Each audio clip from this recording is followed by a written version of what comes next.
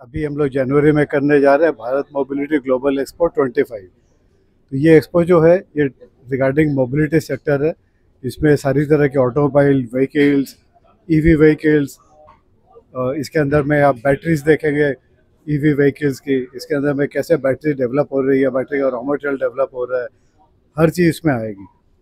जब मोबिलिटी की हम लोग बात करते हैं तो गाड़ी ही नहीं होती है खाली, गाड़ी के साथ में बहुत चीज़ें आती हैं।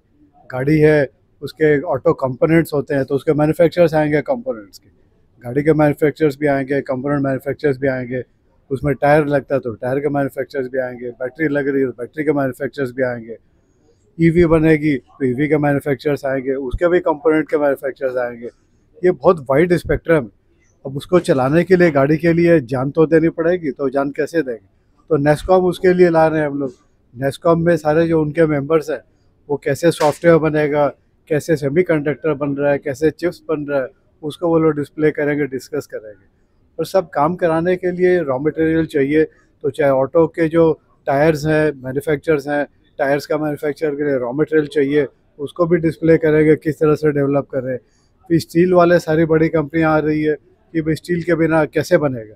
गाड़ी भी बन सकती है, ऑटो कंपोनेंट्स भी बनेंगे, टायर इंडस्ट्री में भी स्टील लगता है।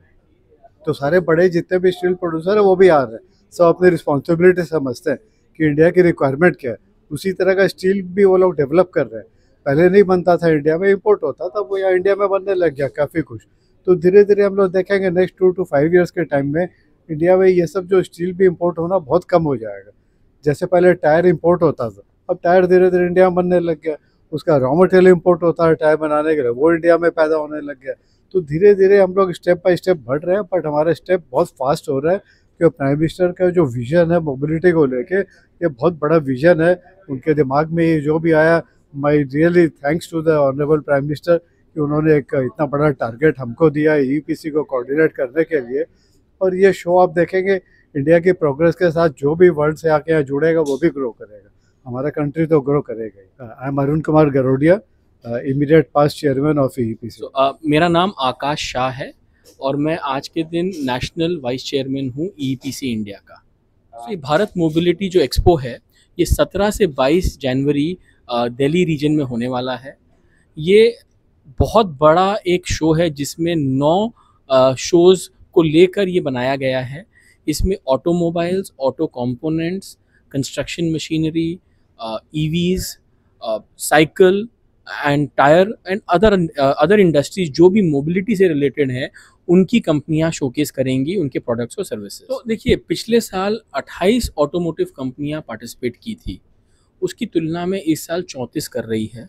लेकिन इसके साथ ही और बहुत कंपनियां जो ईवी स्पेस में हैं वो पार्टिसिपेट कर रही हैं।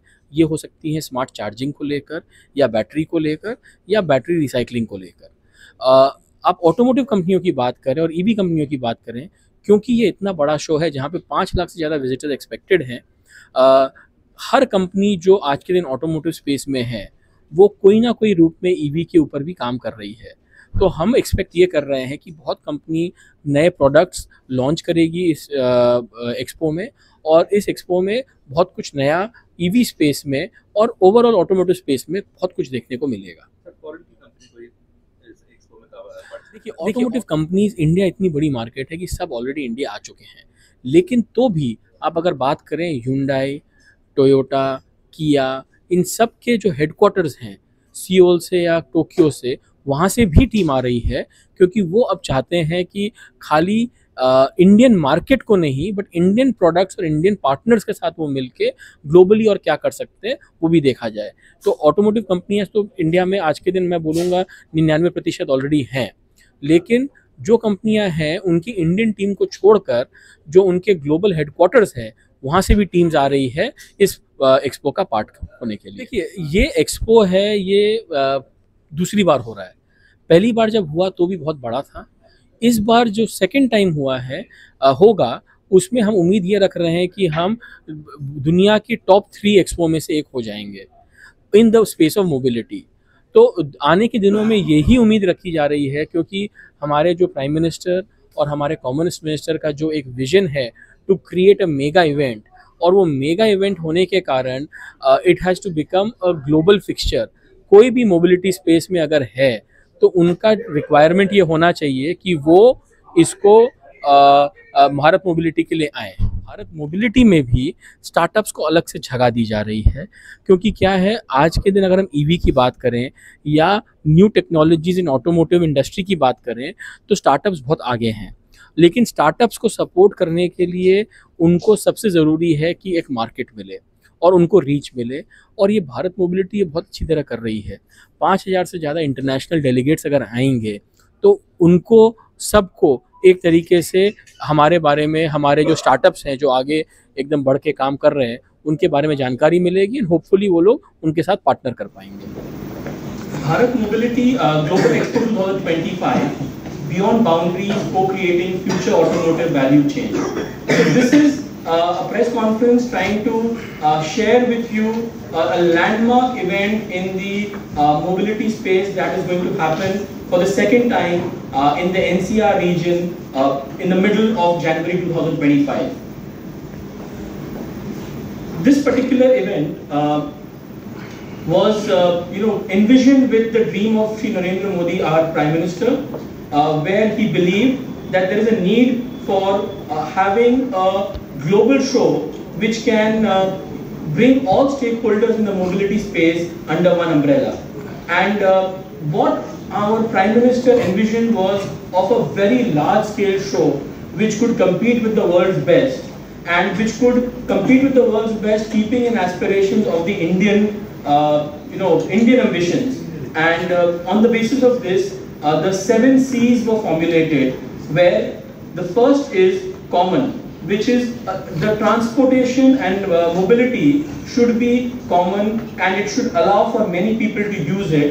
And the second principle was connected, which is the internet should allow the usage of the mobility. Internet should allow ease of use of mobility. And the third was convenient. The convenience aspect was extremely important in in today's day and age in mobility. Convenience is of paramount importance, where people would like to get from point A to point B in a convenient manner. The fourth is congestion free. We all know and we all somewhere deep down blame mobility, automotives, other kind of transportation systems for the congestion, but we also know that we cannot do without it. So the future of mobility has to be envisioned keeping in mind how we can decongest the especially the urban areas while growing the mobility space. The fourth the principle is charged.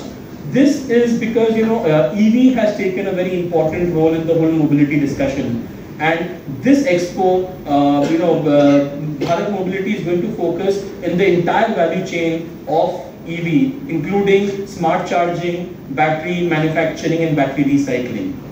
Also clean. We all we've alluded to this even earlier, but clean technology for mobility is the need of the hour, and not only to be sounding right in boardrooms, but it is the need of the hour. And our Prime Minister had this very, very clear vision that this should be one of the principles.